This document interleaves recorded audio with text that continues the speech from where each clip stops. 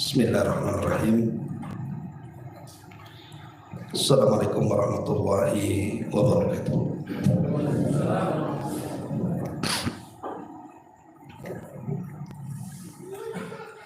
Alhamdulillah wassalatu wassalamu ala Rasulillah wa ala alihi wa sahbihi wa mawala wa la hawla wa la quwata illa billahi wa ba'du. Alhamdulillah, segala puja dan puji hanya milik Allah subhanahu wa ta'ala. Salawat dan juga salam kita hadiahkan kepada Rasul kita Nabi besar Muhammad sallallahu alaihi wa alihi wasallam. Alhamdulillah, di malam hari ini kembali kita bisa duduk untuk berthalabul ilmi. Dan malam ini kita akan membahas tentang surat dan ayat pilihan di dalam Al-Quran yang biasa dibaca Nabi SAW dalam keseharian dia. Secara umum, membaca Al-Quranul Karim adalah sebuah kebaikan. Karena Nabi SAW bersabda, "Man qara'a harfan min kitabillah falahul hasanatu wal hasanatu bi asyri amsalihha.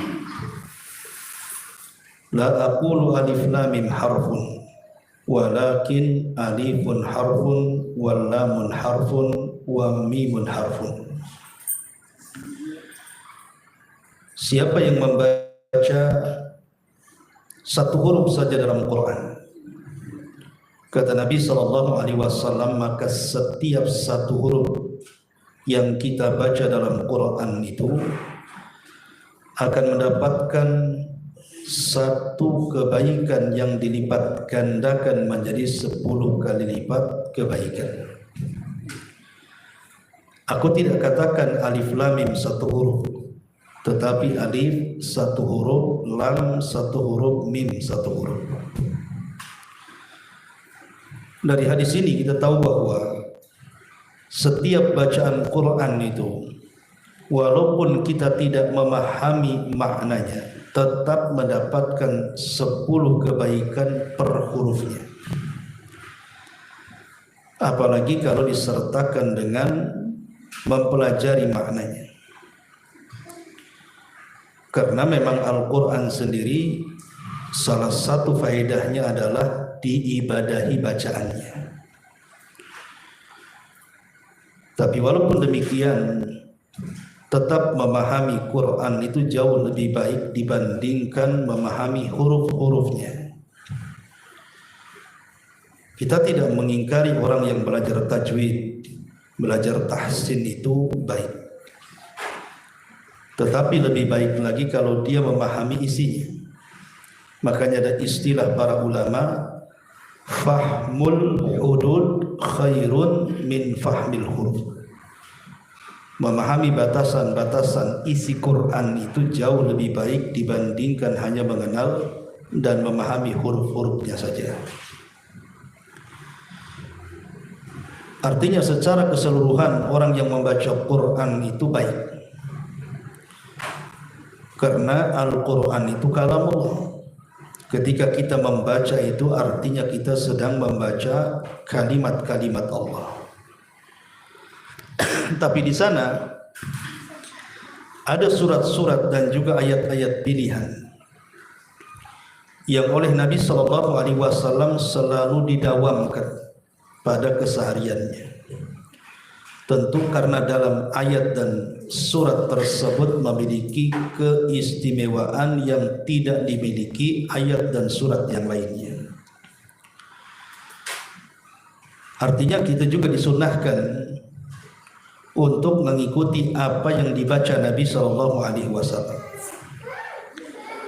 Lalu ayat dan surat apa saja yang biasa dibaca Nabi SAW dalam keseharian beliau? Ini yang kita akan bahas di malam hari ini.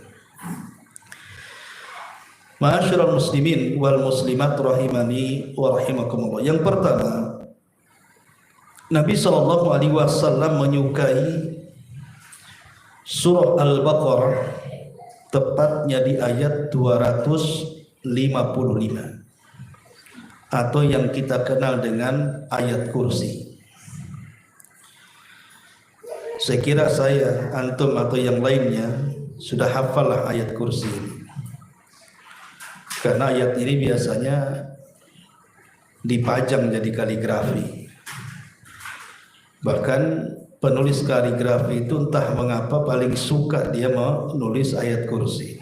Itu yang paling laris kali ya. Tapi masalahnya kadang-kadang disalahgunakan.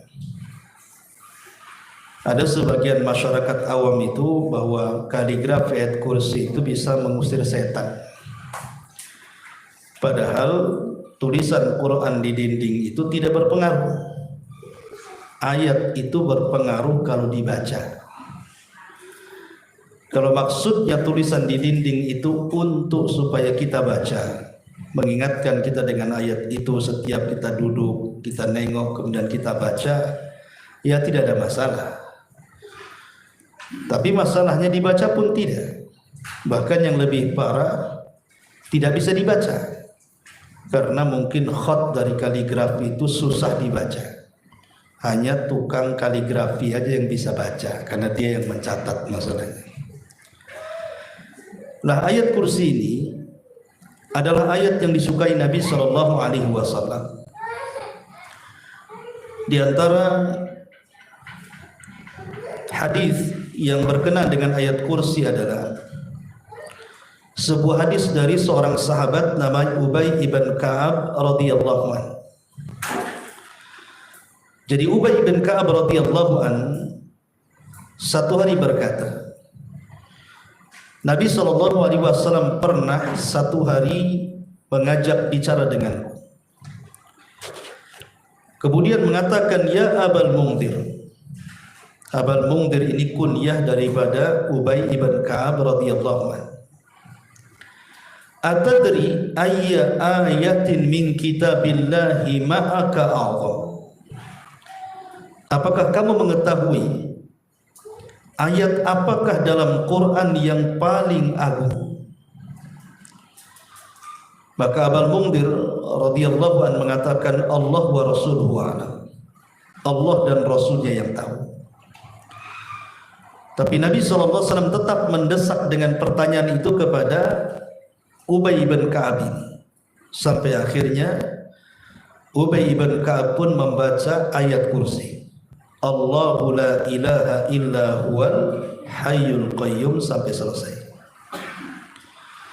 Maka dengan tepat jawaban yang diberikan oleh Ka'ab atau Ubay ibn Ka'ab di hadapan Rasul, maka Rasul pun kemudian menepuk dada dari Ubay ibn Ka'ab ini, kemudian mengatakan, wallahi liyahnikal ilmu ya Abul Mungdir. Kata Nabi SAW, demi Allah, ilmu akan menjadi kesenangan bagimu wahai Abul Mungdir. Engkau telah tepat menjawab. Ketika Nabi SAW mengatakan bahwa ayat kursi adalah ayat teragung dalam Al-Quran, menjadi silang pendapat di antara ulama. Ada yang mengatakan bahwa semua ayat dalam Quran itu agung. Tetapi sebagian ulama yang lainnya, ya memang semua ayat dalam Quran itu agung, tapi ada yang lebih agung dari ayat-ayat itu. Salah satunya adalah ayat kursi, dan ini pendapat yang kuat. Lah Nabi SAW menjadikan ayat kursi ini sebagai ayat perlindungan. Makanya Nabi SAW sampai mengatakan ketika kisah yang panjang dari Abu Hurairah radhiyallahu anhu. Jadi satu hari Abu Hurairah ini dipercaya oleh Nabi SAW untuk menjaga pembendaharaan zakat di bulan Ramadan. Maksudnya zakat fitrah. Tiba-tiba kemudian di malam hari ada pencuri. Maka Abu Hurairah dengan cekatan kemudian menangkap pencuri itu. Tiba-tiba pencuri itu mengatakan, ya Abu Hurairah, aku ini orang miskin dan di rumahku sudah menunggu anak istriku, mereka sedang kelaparan. Akhirnya kemudian Abu Hurairah pun melepaskan pencuri ini dengan membawa beberapa gantang dari gandum. Kemudian keesokan harinya Nabi SAW langsung bertanya dengan Abu Hurairah dan mengatakan, ya Abu Hurairah, apa yang kau lakukan dengan pencuri semalam? Kagetlah Abu Hurairah, dari mana Rasul tahu? Itulah mukjizat namanya. Kemudian Abu Hurairah menceritakan kenapa dia menangkap dan kemudian melepas pencuri itu. Maka Nabi SAW mengingatkan Abu Hurairah, nanti malam dia datang lagi. Akhirnya setelah malam hari, rupanya pencuri itu betul apa yang seperti yang dikatakan Nabi, datang lagi dan mencuri lagi. Kemudian ditangkap lagi, kemudian beralasan dengan alasan yang sama seperti alasan sebelumnya. Maka dilepas lagi oleh Abu Hurairah. Keesokan harinya ditanya lagi oleh Nabi, apa yang kau lakukan dengan pencuri semalam? Maka Abu Hurairah menceritakan. Kemudian Rasul mengingatkan lagi, nanti malam dia datang lagi katanya. Akhirnya betul, di malam hari orang itu datang lagi, kemudian ditangkap. Setelah ditangkap, kata Abu Hurairah, untuk ketiga kalinya aku tidak akan melepas kamu, karena kamu sudah 2 kali masalahnya. Aku akan ajak kamu menghadap Nabi. Tiba-tiba kemudian pencuri ini mengatakan, ya Abu Hurairah, bisa enggak kau lepaskan aku? Imbalannya, aku akan mengajarkan kepadamu 1 ayat dalam Quran yang kalau engkau baca sebelum tidur, maka tidak ada satupun syaitan yang bisa mendekati kamu. Maka Abu Hurairah mengatakan, kalau begitu ayat apa itu? Kata pencuri ini mengatakan, Allahu la ilaha illa huwal hayyul qayyum. Kemudian melepas pencuri itu. Keesokan harinya, kemudian Rasulullah SAW bertanya lagi kepada Abu Hurairah, apa yang kau lakukan dengan pencuri semalam, wahai Abu Hurairah? Di sini Abu Hurairah menceritakan tentang pencuri itu. Dia terpaksa melepaskan karena dia sudah mengajarkan 1 ayat dalam Quran yang kalau membaca sebelum tidur maka tidak akan ada setan yang mendekati dia sampai waktu subuh. Maka Nabi SAW mengatakan kepada Abu Hurairah, wahai Abu Hurairah, tahukah siapa pencuri yang kau tangkap 3 hari berturut-turut itu? Kata Abu Hurairah, Allah dan Rasul yang tahu. Maka Nabi SAW mengatakan, fa innahu syaitan, yang kau tangkap itu jelmaan syaitan. Kemudian Rasul mengatakan, sadaqahu wa huwa kadzib. Untuk masalah yang diajarkan kepadamu itu benar, tapi sesungguhnya setan itu pendusta, kata Rasul. Jadi secara umum setan itu pendusta, tapi yang diajarkan semalam kepadamu itu benar.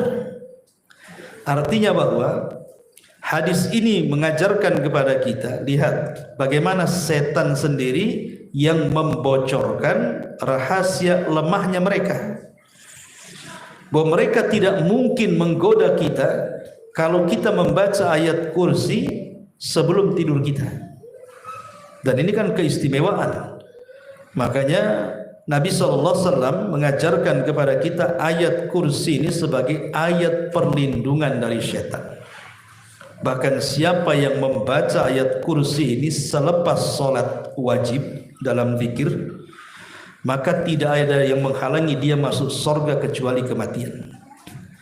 Maka ayat ini ayat yang sangat dianjurkan untuk dibaca dalam setiap ketakutan kita. Jadi kalau kita sedang takut, baca ayat ini. Karena ayat ini adalah ayat perlindungan dari syaitan. Ini yang pertama. Kemudian yang kedua, membaca surah Al-Ikhlas dan membaca surah Mu'awwidhataini. Surah Al-Ikhlas maksudnya Qul huwallahu ahad, Dan muawwidhataini maksudnya qul a'udzu birabbin nas dan qul a'udzu birabbil falaq. Itu disebut muawwidhataini namanya. Adapun surah Al-Ikhlas, dulu Nabi SAW pernah mengutus seorang pemimpin perang untuk memimpin pasukan, atau dengan bahasa Arab disebut sariyah. Jadi sariyah ini satu pasukan yang Rasul tidak memimpin. Biasa kalau perang itu Rasul pimpin langsung. Tapi ada kalanya Rasul itu kalau mengirim pasukan, Rasul tidak memimpin, tapi dipasrahkan kepada seseorang. Dan biasanya yang menjadi pemimpin perang dalam pasukan khusus itu bukan dilihat dari skill perangnya, karena kita tahu bahwa para sahabat itu ahli-ahli perang. Tetapi biasanya Nabi SAW memilih mereka itu dari hafalan Quran. Jadi mereka yang akan dipilih oleh Rasul itu akan dites hafalannya. Maka yang paling banyak hafalannya, maka dia yang berhak memimpin. Karena pemimpin perang itu bukan hanya memimpin pasukan, tapi juga memimpin sholat sepanjang perjalanan. Makanya Nabi selalu kemudian bertanya, kam hafidtum min kitabillah, kamu berapa hafalan, kamu berapa hafalan, kamu berapa hafalan. Jadi yang ditanya itu berapa hafalannya. Lah yang paling banyak hafalannya, maka Rasul mengatakan anta imamuhum, engkau imam mereka. Akhirnya kemudian dalam sariyah ini Rasul memilih yang paling banyak hafalannya, kemudian diberangkatkan. Masalahnya, selama perjalanan perang, mulai dari berangkat sampai perang sampai kembali, pemimpin perang ini selalu dijadikan imam, karena bagaimanapun imam itu yang paling banyak hafalannya. Nah, setiap dia sholat, dia tidak membaca ayat panjang, padahal hafalannya banyak. Jadi rakaat pertama Fatihah, kemudian kulhu. Nanti rakaat yang kedua Fatihah, kulhu lagi. Pokoknya setiap sholat yang dikeraskan, baik maghrib, baik isya, baik subuh, yang dibaca surah Al-Ikhlas saja. Padahal hafalannya banyak. Ya. Sehingga kemudian membuat jengkel para sahabat. Jadi pasukan ini buat jengkel. Nabi memilihmu itu karena kau banyak hafalan. Kenapa engkau kalau menjadi imam masih kulhu dan kulhu saja yang dibaca?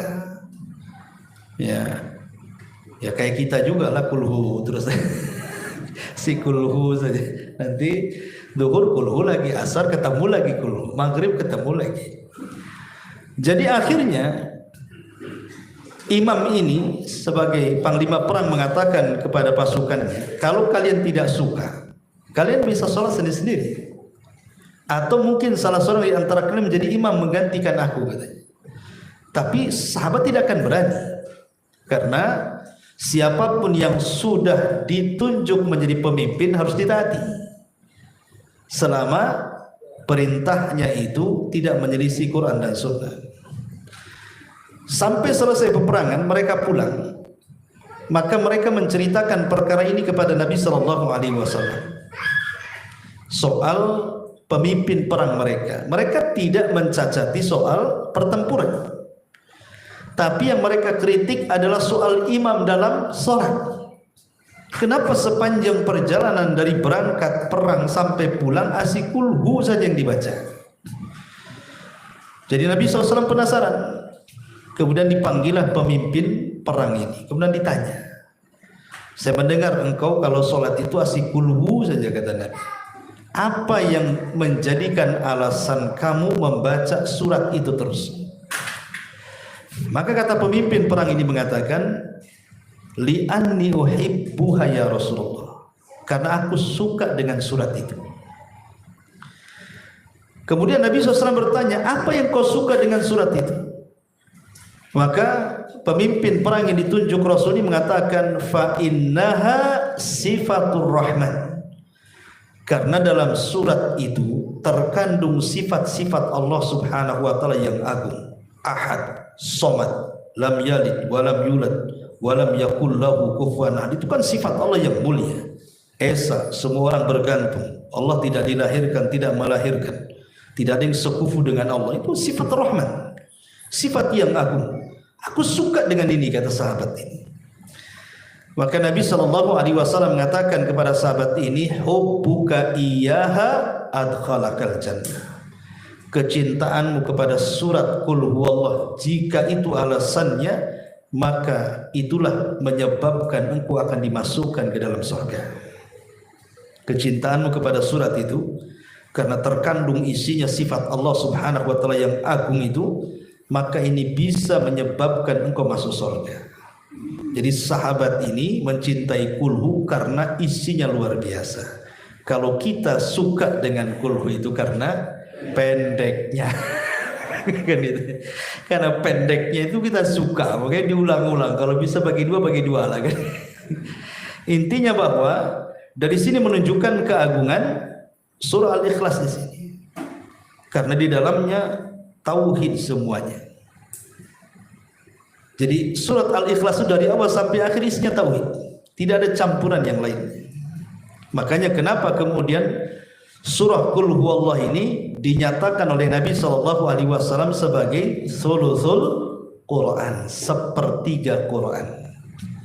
Kata Nabi SAW di hadapan para sahabat, lemahkah kalian untuk setiap malam membaca sepertiga Quran? Sahabat banyak alasan, Rasul sepertiga Quran itu banyak, ginilah itulah macam-macam. Kata Nabi SAW, yang aku maksud bukan kau baca dari Al-Baqarah, Al-Imran sampai sepertiga Quran, kata Rasul, tapi bacalah suratul Ikhlas. Maksudnya Qul Huwallahu ahad, Allahus samad, fa innaha thuluthul Quran. Maka dia adalah sepertiga dari Quran. Berarti kalau kita baca 3 kulhu berarti selesailah Quran itu. Sepertiga, selesai kan? Ya, dah hatam lah gitu ya. Makanya kemudian kenapa surat ini menjadi favorit bagi para sahabat Nabi SAW? Karena mewakili sepertiga Quran. Quran itu kan kalau dibagi 3, sepertiganya bicara tauhid, sepertiganya bicara ibadah, sepertiganya bicara akhlak, yang di dalamnya ada kisah-kisah para nabi, kisah-kisah orang dulu, itu termasuk akhlak di dalamnya. Ya. Baik. Adapun tentang Qul Huwallah sendiri, Nabi SAW sampai menyendirikan sebuah hadis. Kata Nabi SAW, "Man qara'a Qul Huwallahu ahad asyra marratin banallahu lahu baitan fil jannah."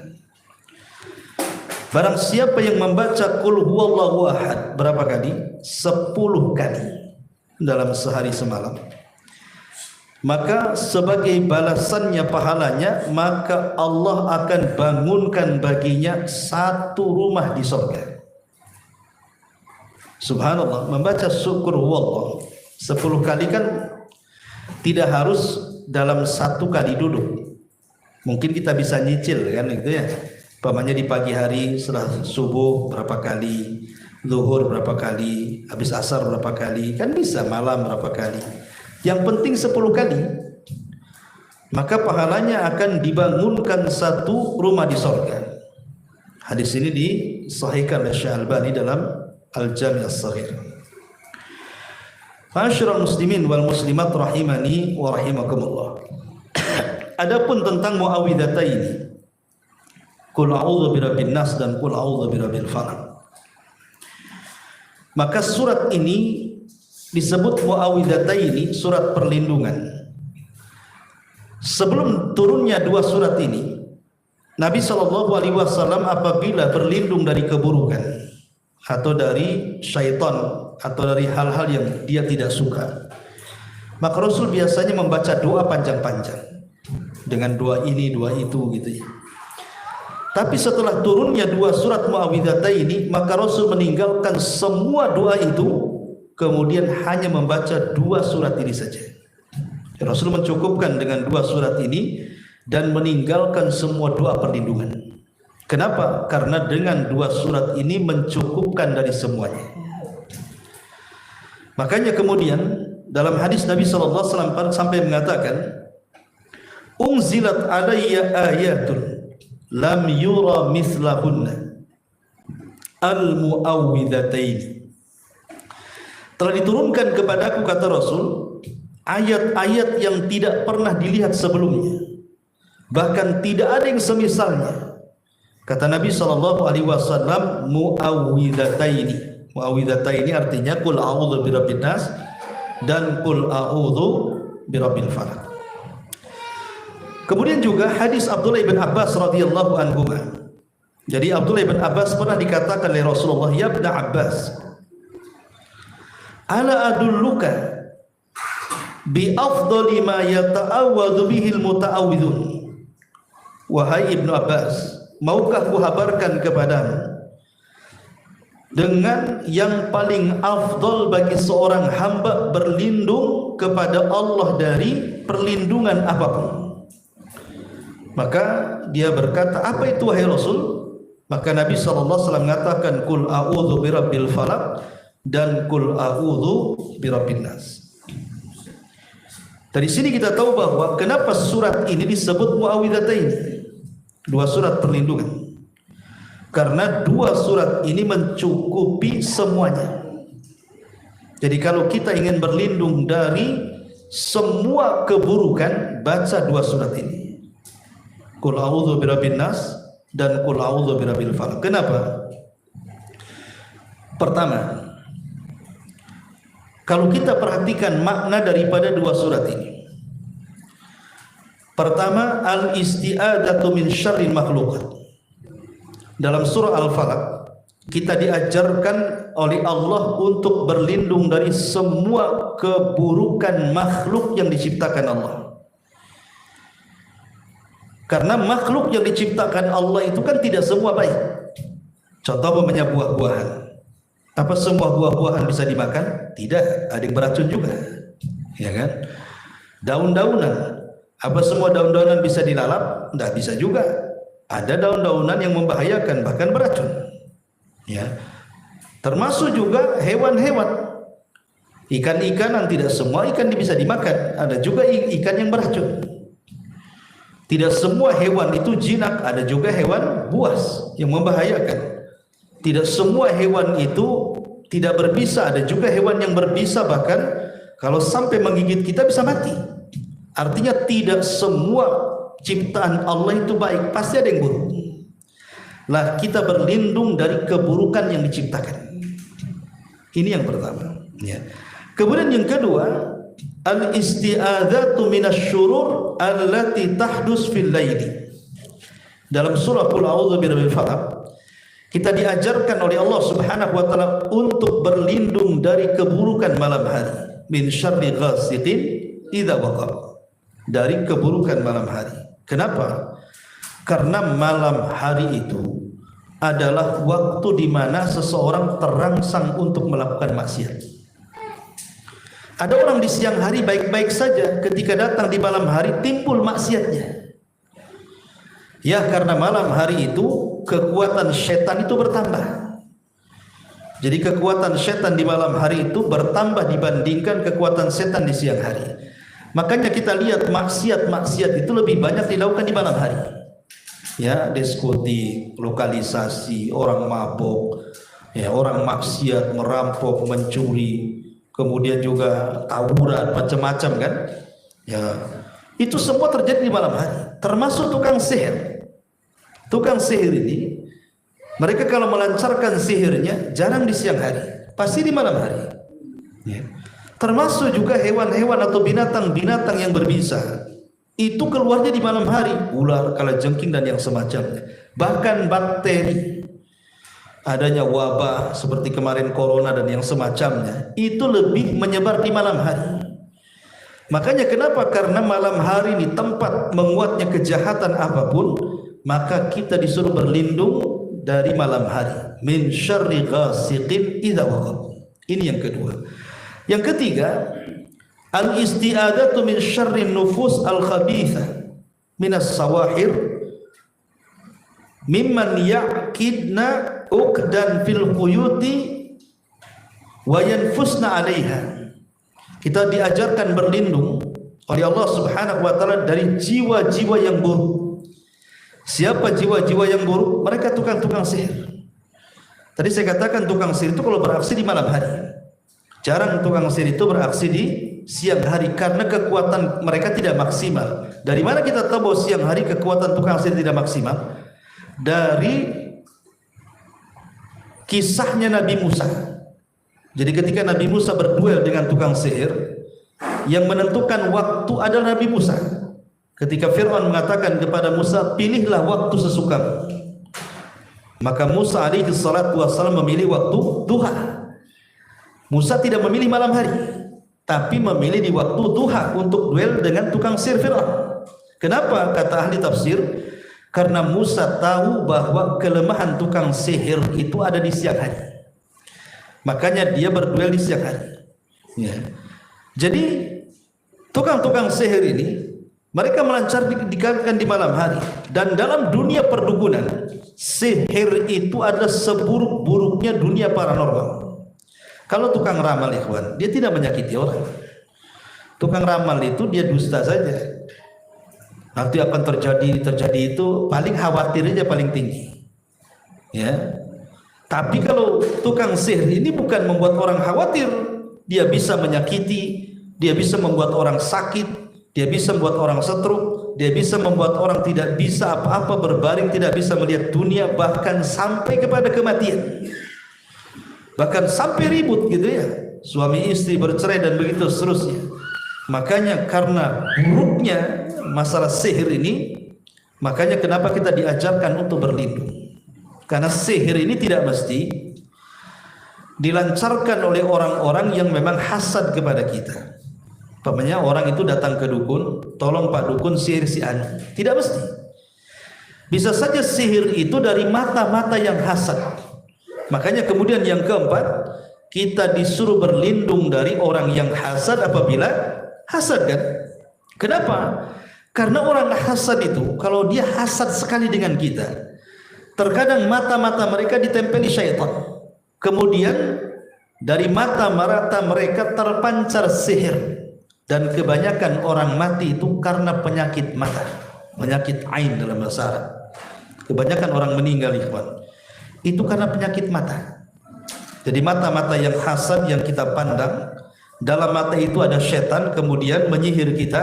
Akhirnya kita yang tadinya sehat jadi sakit, yang tadinya tidak banyak penyakit tahu-tahu banyak penyakit, dan begitu seterusnya. Akhirnya dengan itulah kita meninggal dunia.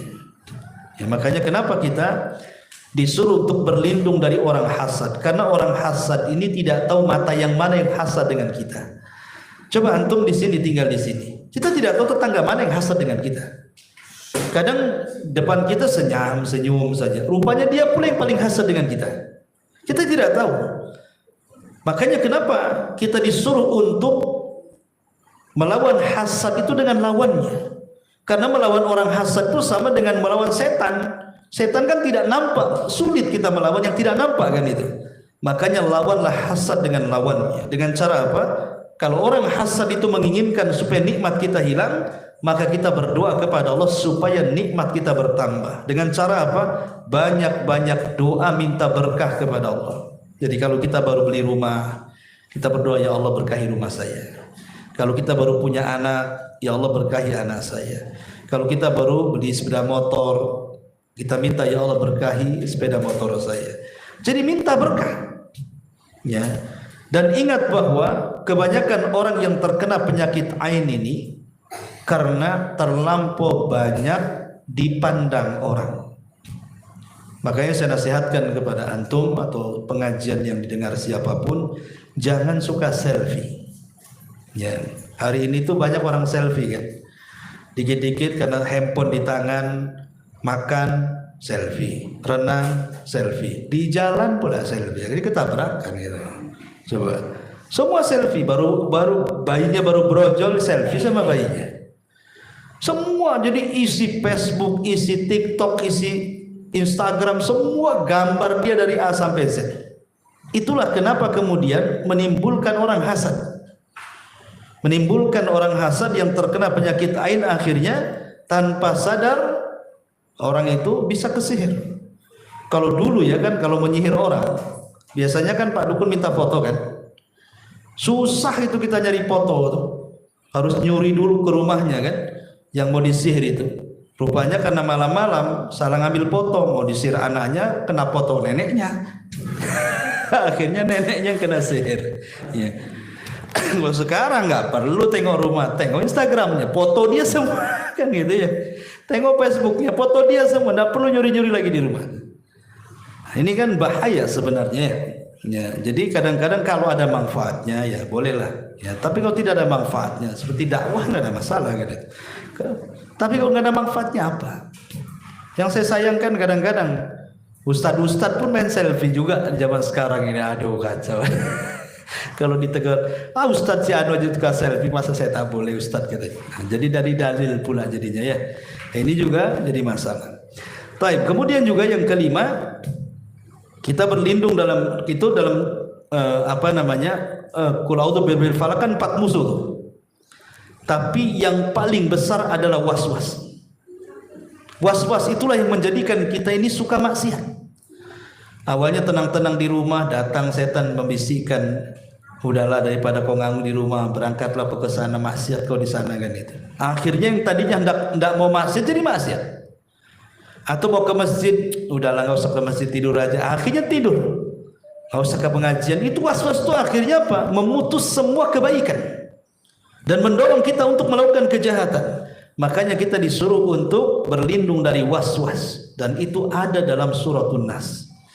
Nah, lihat bagaimana isi kandungan 2 surat ini luar biasa. Makanya surat ini disebut Muawwidhataini. Nah, Nabi SAW selalunya menggabungkan 3 surat ini selalu dibaca. Contoh umpamanya, Nabi SAW membaca 2 surat ini biasanya ketika sebelum tidur. Jadi Nabi SAW sebelum tidur biasanya membaca 3 surat ini. Surat Qul Huwallah, Qul a'udzu birabbin nas, Qul a'udzu birabbil falaq, kemudian mengusap semua badannya mulai dari kepala sampai kaki. Ya, nanti dibaca lagi 2 kali, diusap lagi, ketiga kali diusap lagi. Jadi sunnah hukumnya membaca 3 kali.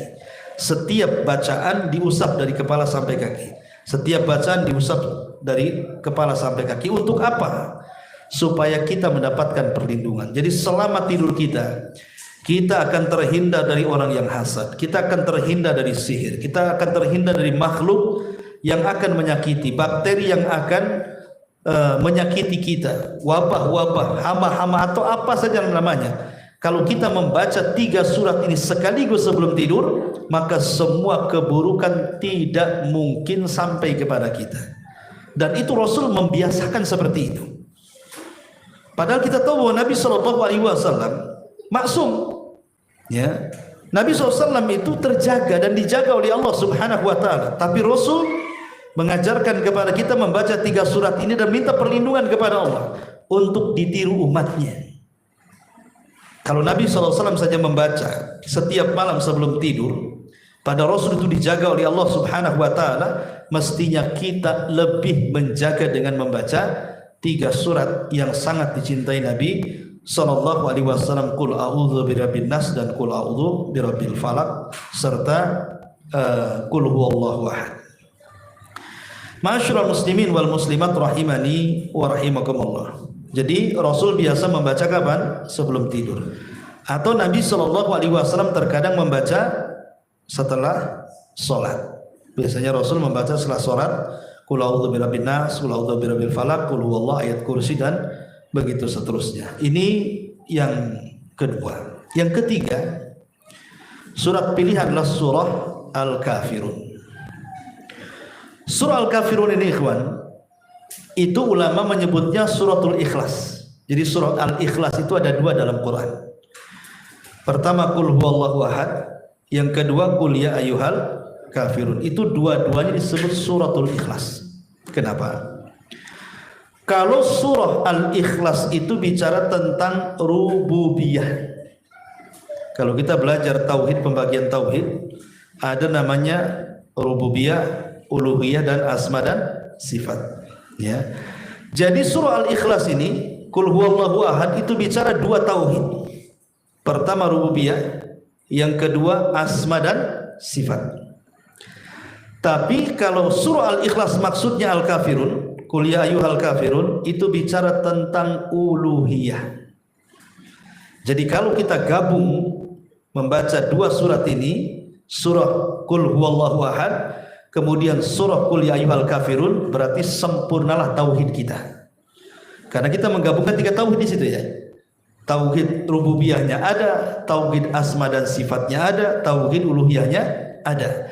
Makanya kenapa Rasul suka menggabung dua surat ini dalam sholat. Ya, contoh umpamanya sholat 2 rakaat fajar. Ya, kalau antum mendengar azan subuh sebelum qomat subuh, maka di pertengahan itu ada sholat yang sangat agung dari semua sholat sunnah rawatib. Namanya 2 rakaat fajar, yang kalau orang melakukannya lebih baik dibandingkan dunia dan isinya. Apa surat yang dibaca Rasul? Ayat pertama Al-Kafirun, ayat yang kedua Qul huwallah. Ya. Kemudian antum yang tawaf, bagi yang umroh, ketika umroh itu kan tawaf, ya 7 putaran. Nanti setelah tawaf ada namanya sholat sunnah tawaf di belakang maqam Ibrahim. Apa yang dibaca? Surat ini juga. Surah ayat pertama surah Qul ya ayyuhal kafirun, rakaat pertama, rakaat kedua Qul huwallahu ahad. Jadi Nabi SAW selalu menggunakan di dalam salat sunnahnya, ya. Karena dengan menggabungkan dua surat ini, hakikatnya kita menyempurnakan tauhid. Tauhid rububiyahnya dapat, tauhid asma dan sifatnya dapat, tauhid uluhiyahnya dapat. Makanya kenapa surah Qul ya ayyuhal kafirun ini dengan surah Al-Ikhlas itu senantiasa dianjurkan dibaca di malam hari sebelum tidur. Ya, jadi sebelum tidur itu selain kita membaca muawwidhataini, qul a'udzu birabbin nas, qul a'udzu birabbil falaq, kemudian qul huwallahu ahad, juga dianjurkan qul ya ayyuhal kafirun. Bagaimana Nabi SAW sampai mengatakan dalam sebuah hadis, idza awaita ila majika faqra ya ayyuhal kafirun ila khatimatiha fa innaha bara'atu minasyirki. Lihat bagaimana Nabi SAW mengatakan, jika engkau hendak beranjak ke tempat tidur, bacalah surah Al-Kafirun sampai selesai. Maka sesungguhnya siapa yang membacanya, maka dia telah terhindar dari segala macam bentuk kesyirikan. Subhanallah. Maknanya kalau kita membaca Qul ya ayyuhal kafirun sebelum tidur, berarti tidur kita di atas tauhid. Kalau Allah takdirkan meninggal di pagi hari, berarti meninggal di atas tauhid. Ya, ini bukan main-main Qul ya ayyuhal kafirun ini. Karena Rasul yang mengatakan, bahkan dalam riwayat dia terhindar dari segala jenis sifat nifak. Jadi bukan hanya terhindar dari kesyirikan, tapi juga terhindar dari sifat nifak. Jadi betul-betul ketika kita membaca surah Qul ya ayyuhal kafirun itu, berarti malam itu kita terhindar dari kemunafikan dan terhindar dari kesyirikan. Ketika kita tidur, berarti betul-betul kita di atas tauhid.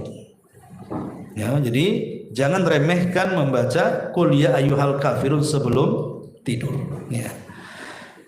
Masyarul muslimin yang dimuliakan Allah Subhanahu wa taala. Jadi itulah keutamaan surah Al-Kafirun di sini. Karena kan surah Al-Kafirun itu kan ketika Nabi SAW didatangi oleh para pembesar Quraisy, ada yang mengatakan Al-Walid, ada yang mengatakan yang lainnya, datang kepada Rasul dan mengatakan, Rasul, wahai Muhammad, gini sajalah, nampaknya engkau tidak bisa dikerasi, kita cincai-cincai saja katanya. Bagaimana kalau seandainya kau sembah Tuhan kami 1 tahun, nanti tahun depan kami sembah Tuhanmu setahun, kan enak tuh. Ya, jadi orang-orang musyrik ini menawarkan, daripada ribut dengan Nabi gitu ya, sudah gini saja, kita cincai-cincai sajalah katanya. Tahun ini kau sembah Silata Uzza Manat Tuhan kami, tahun depan kami yang akan menyembah Tuhanmu katanya. Gimana? Daripada ribut katanya kan.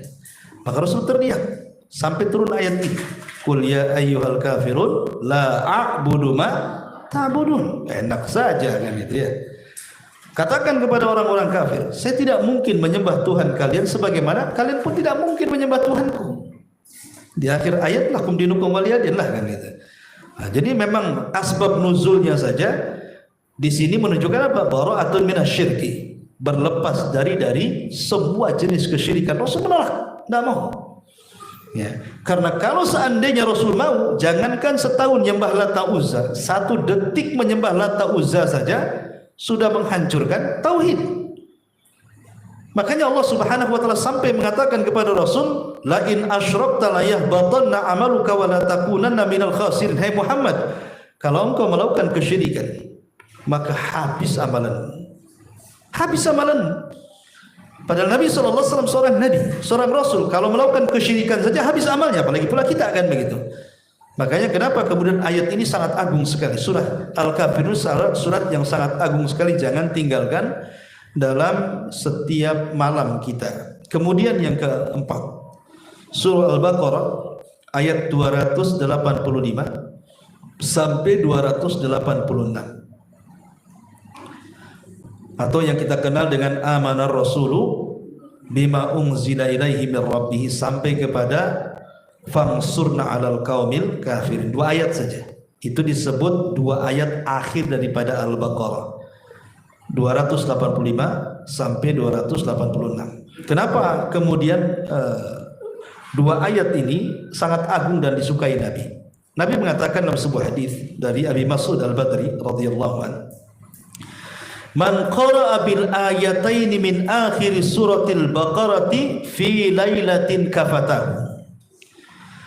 Kata Nabi SAW, barang siapa membaca 2 ayat terakhir surah Al-Baqarah, amanar Rasul sampai la yukallifullahu nafsan, ya.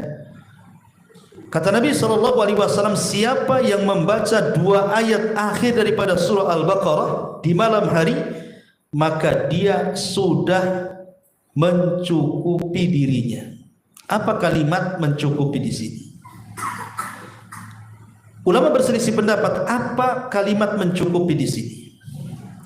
Sebagian para ulama seperti Imam Nawawi mengatakan maksudnya mencukupi di sini artinya mencukupi dari sholat malam. Jadi antum tidak perlu sholat malam lagi. Dengan membaca 2 ayat akhir surah Al-Baqarah ini sudah mewakili sholat malam. Saya bayangkan kalau antum bangun jam 2 kan berat ikhwan kan, harus wudhu lagi, kemudian memerangi ngantuk lagi, kemudian belum takutnya lagi malam-malam gitu ya, belum malasnya ya, 11 rakaat lagi ya kan kalau sholat malam itu kan. Antum tidak perlu melakukan sholat malam, cukup membaca 2 ayat akhir Al-Baqarah sudah mencukupi, seolah-olah kita bangun malam hari kemudian tahajud. Luar biasa, hanya 2 ayat tanda ini sudah mencukupi sholat malam. Ini satu penafsiran. Ya. Penafsiran yang kedua, maksudnya adalah mencukupi di sini, maksudnya mendapatkan perlindungan dari hal-hal yang akan membahayakan di malam itu. Boleh jadi di malam itu mungkin ada tiba-tiba ada tsunami, naudzubillah. Ada gempa, naudzubillah. Yang lain roboh, rupanya rumah kita aman. Ya, yang lain kena terjang tsunami, kena hanyut, kita selamat. Kan kita tidak tahu namanya malam hari kan. Kadang-kadang Allah ketika menimpakan musibah kan di malam hari. Jadi ketika orang dapat musibah kita tidak, itu maksudnya. Ini juga makna daripada kafatahu tadi. Ada juga sebagian para ulama ya mengatakan bahwa maksudnya mencukupi baginya dalam urusan dunia dan akhiratnya. Jadi dunianya akan dicukupi, usahanya akan dimudahkan, ekonominya akan dilancarkan, rizkinya akan diluaskan gitu ya. Kemudian di akhirat akan diselamatkan. Enak tuh, dunia akhirat selamat tuh. Ya, kalau kita mendawamkan 2 surah akhir Al-Baqarah, ini juga yang ketiga penafsiran para ulama. Kemudian juga penafsiran yang keempat, maksudnya mencukupi di sini ya, artinya imannya akan dicukupi, artinya imannya tidak tergoyahkan. Karena dalam ayat itu kan bicara soal keimanan.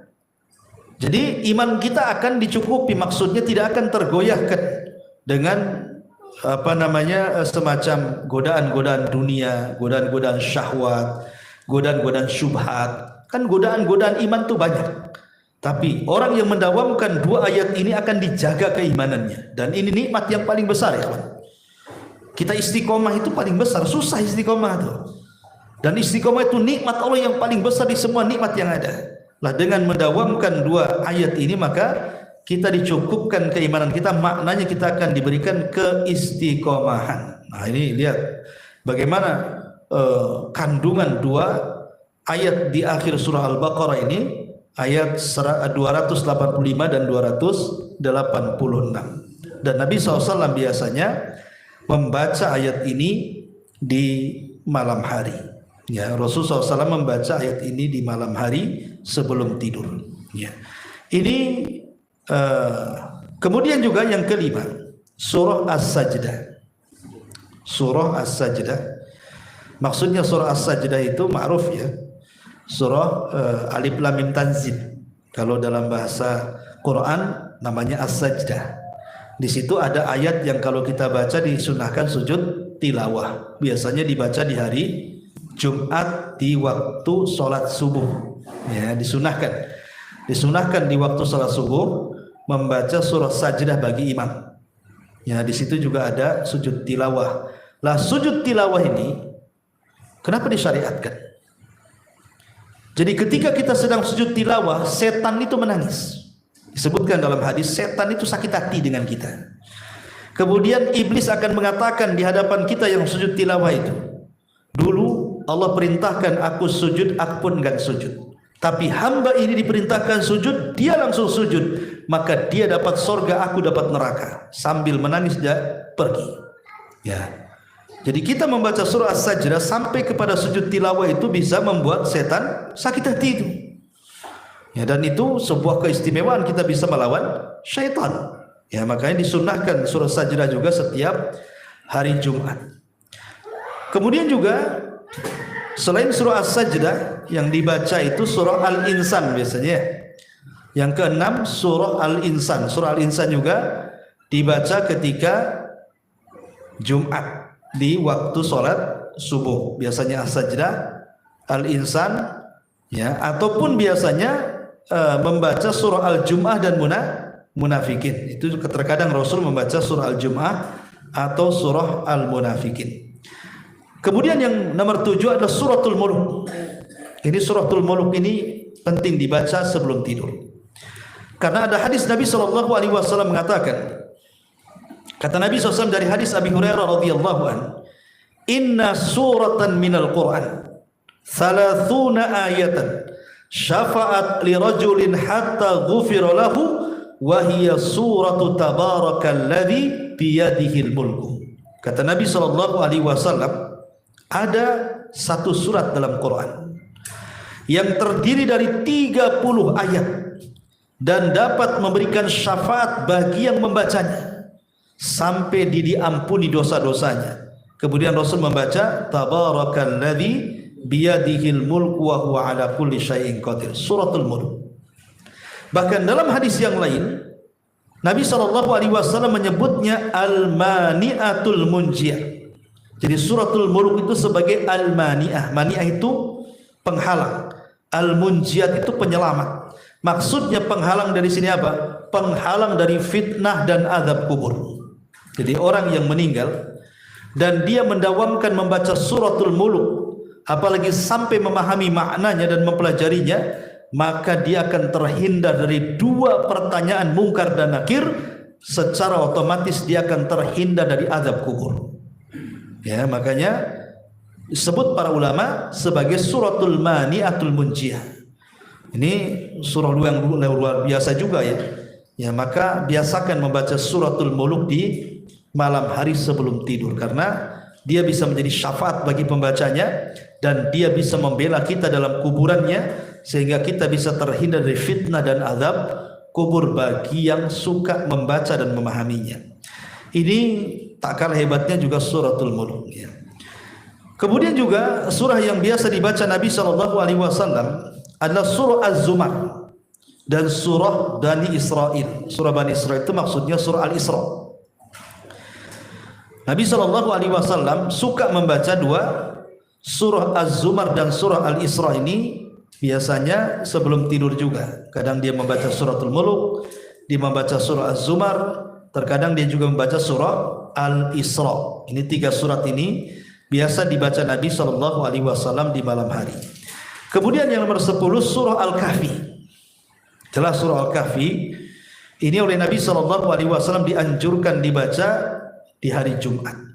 Kata Nabi SAW, "Man qara'a surat Al-Kahfi yaumal jum'ati adha'a lahu min nuri ma bainal jum'ataini." Barang siapa yang membaca surah Al-Kahfi pada hari Jumat, dia akan disinari cahaya di antara 2 Jumat. Dalam riwayat, "Man qara'a surat Al-Kahfi lailatal jum'ati adha'a lahu min nuri fi ma bainahu wa bainal baitil atiq." Barang siapa yang membaca surah Al-Kahfi pada malam Jumat, dia akan disinari cahaya antara dia dan Ka'bah. Subhanallah. Ya, bahkan nanti kalau seandainya Allah takdirkan seseorang itu berjumpa dengan Dajjal, maka surat ini akan melindungi dia.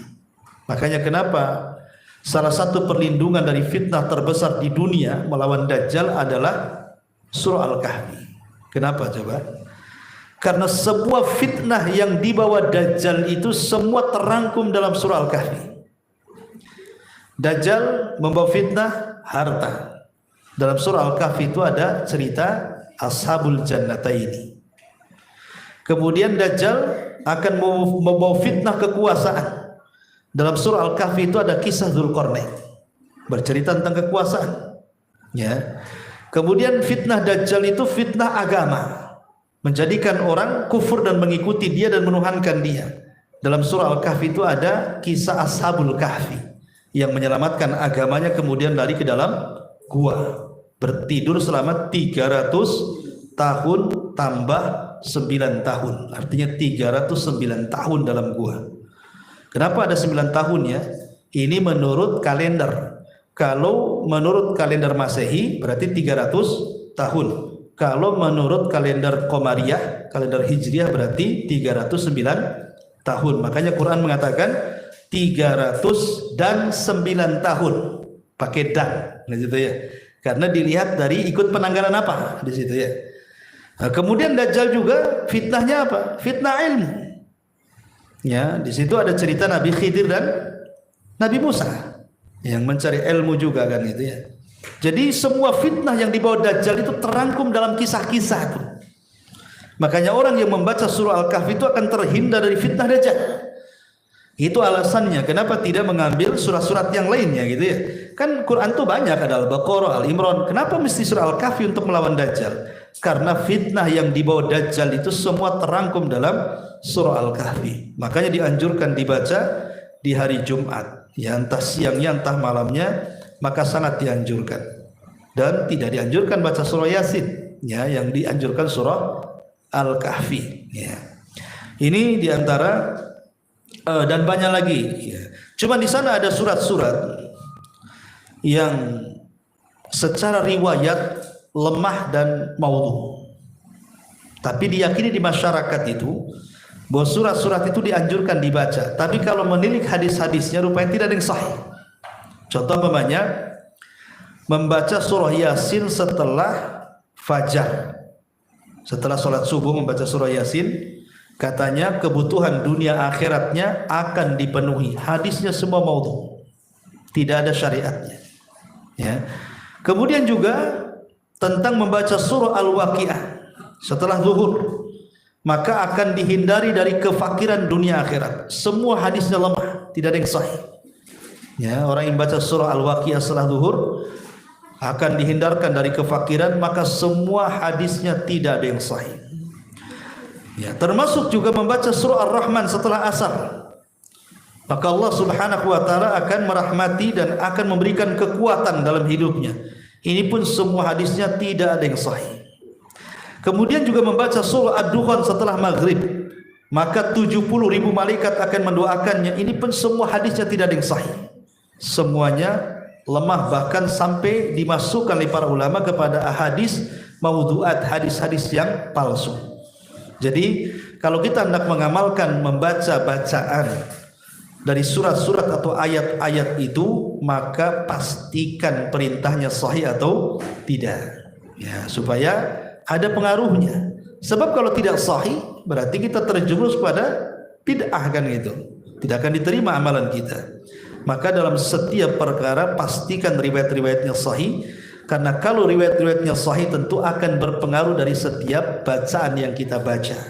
Wallahu a'lam bishawab. Ini diantara faedah dari surah-surah dan ayat-ayat pilihan. Taib sampai di sini masih ada waktu 10 menit. Kalau ada yang bertanya silakan kita buka tanya jawab. Fadhal. Iya. Ketika kita kadang-kadang ada orang kesurupan Ustaz. Iya. Apa yang harus kita lakukan? Kita baca gitu Ustaz. Kadang misalnya orang lain ada, kita aja ada. Yang kesurupan laki-laki atau perempuan? Laki. Oh, laki-laki. Karena kan beda kesurupan perempuan dan laki-laki. Ya kalau ada kesurupan, ada orang kesurupan pemanya antum di PT atau tetangga tiba-tiba kesurupan ya. Dalam Islam kesurupan ini kan ada dua macam. Ada memang dia terkena sihir, memang disantet orang ya. Ada karena iseng-iseng jin saja sama kita atau sakit hati dengan kita. Dan umumnya biasanya yang kesurupan itu pihak perempuan. Kalau sihir itu biasanya laki-laki. Ya umumnya ya, kita bicara umumnya ya. Jadi keumuman orang yang terkena sihir biasanya laki-laki.